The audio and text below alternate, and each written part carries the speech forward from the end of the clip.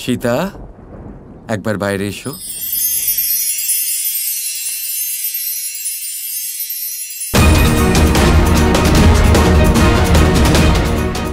সীতা, উনি আমাদের অতিথি। প্রণাম দেবী।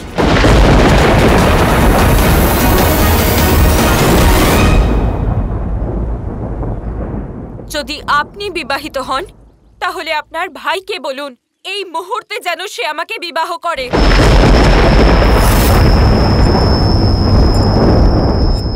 এটা সম্ভব নয়। আপনি এক্ষুনি এখান থেকে চলে যান। আমি এখানে আমার জ্যেষ্ঠ ভ্রাতার সেবক। যেটা আমার চাই সেটা আমি অধিকার করেই ছাড়ি। আমি শূর্পণখা, মহাশক্তিশালী অসুর রাজ রাবণের বোন।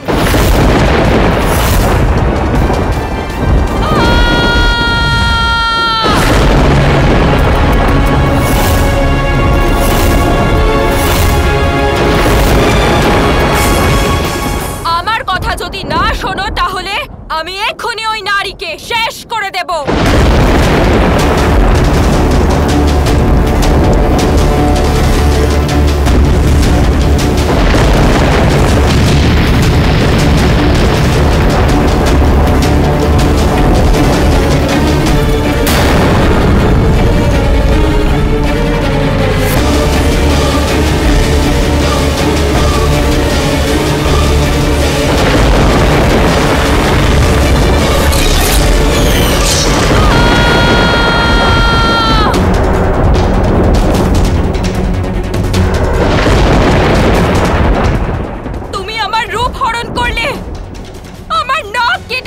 সমস্ত রূপবতী আর অহংকারী মহিলাকে এটা বুঝতে হবে যে সে তার সৌন্দর্য ব্যবহার করে সব সময় যা চাইবে তা নাও পেতে পারে, না হলে তার নাক কাটা যেতে পারে।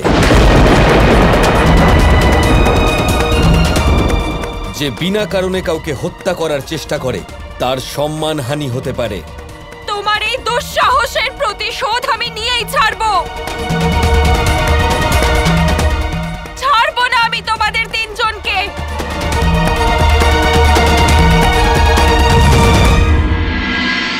আর এভাবে হয় খারাপের বিরুদ্ধে ভালোর জয়। যদি আপনি শুদ্ধ মন দিয়ে কর্ম করেন তাহলে মা দুর্গা কখনো আপনার নাক কাটতে দেবেন না, কখনো আপনার সম্মানহানি হতে দেবেন না। এবার আমি সম্পূর্ণ বিশ্বাস করছি যে লোক অবশ্যই আসবে। অবশ্যই আসবে। চলো সবাই, আমরা আমাদের কাজ শুরু করি।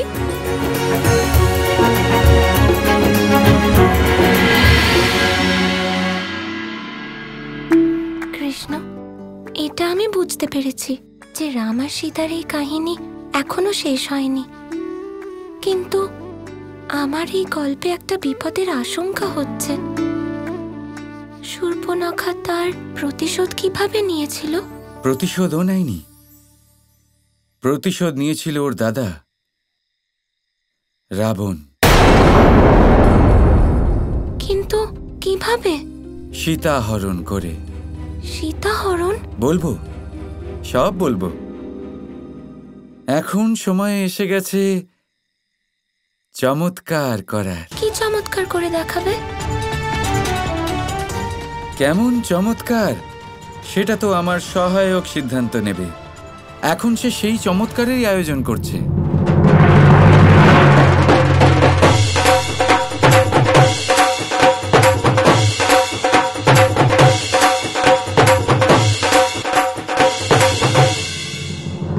আসুন আসুন, আপনাদের সকলকে স্বাগত এই হাটে। এই সেই হাট যেখানে হবে বিরাট চমৎকার, এমন চমৎকার যা আজকের আগে কেউ কখনো দেখতে পায়নি। কত লোক এসে পড়েছে। আরে এটা তো কিছুই না। একবার আমরা আমাদের চমৎকার করি, তারপর দেখবেন যেমন আমি বলেছিলাম 108 গ্রামের লোকের এখানে আগমন হবে।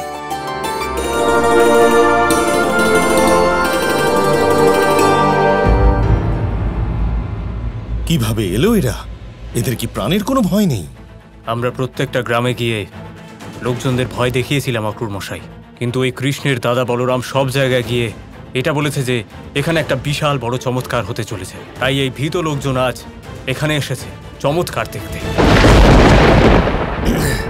কানাই, এইসব লোকেদের আমি কিভাবে এখানে এনেছি সেটা শুধু আমিই জানি। এবারে তুমি আমার এই ভীষণ পরিশ্রমের সম্মানটা রেখো অন্তত।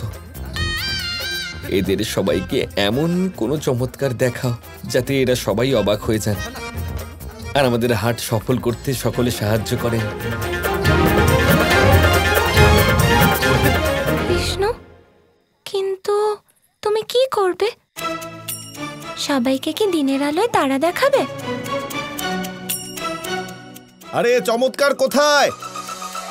আমাদের কি বোকা বানানো হচ্ছে? চমৎকার দেখাও, না হলে আমরা যাচ্ছি এখান থেকে। চমৎকার দেখাও, সময় নষ্ট করো না, আমরা আমাদের প্রাণ বাজি রেখে এসেছি তো। কানাই, কিছু করো, না হলে এনারা সকলে হতাশ হয়ে এখান থেকে চলে যাবেন।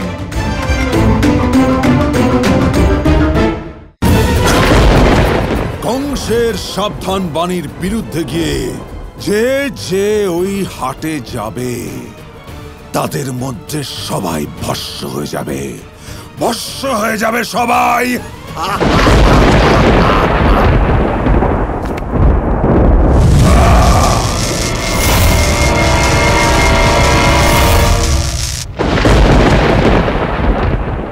আরে বর্ষণার লোক আমাদের বোকা বানিয়েছে, এখানে কোনো চমৎকার হবে না। চলো সবাই ফিরে যাই, চলো।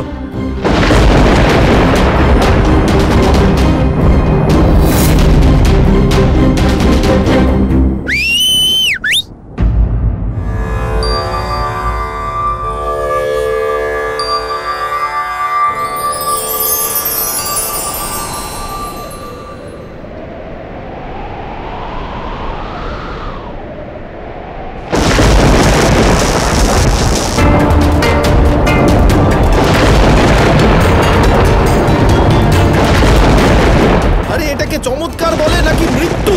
এত বিদ্যুৎ চমকাচ্ছে।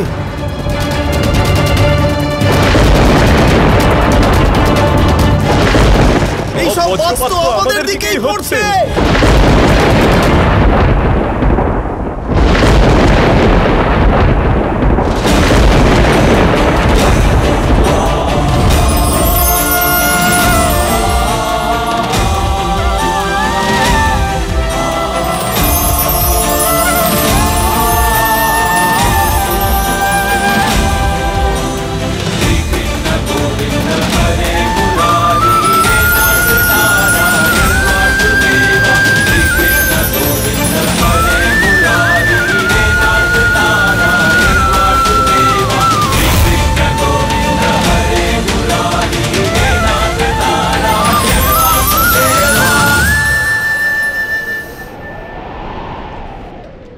সত্যি কৃষ্ণ, তুমি তো দিনের আলোয় তারা দেখিয়ে দিলে। এবার তোমার কথার খেলাপ আমি কি করে করতে পারি রাধা?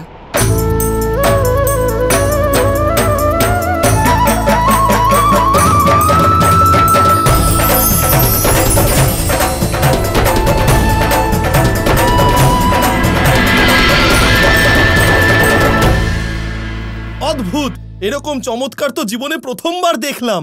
সত্যি এই বালক তো চমৎকার করলো। না না, নিশ্চয়ই জাদু জানে এই বালক। কৃষ্ণ সত্যি অসাধারণ, কোনো সাধারণ মানুষ সে হতেই পারে না।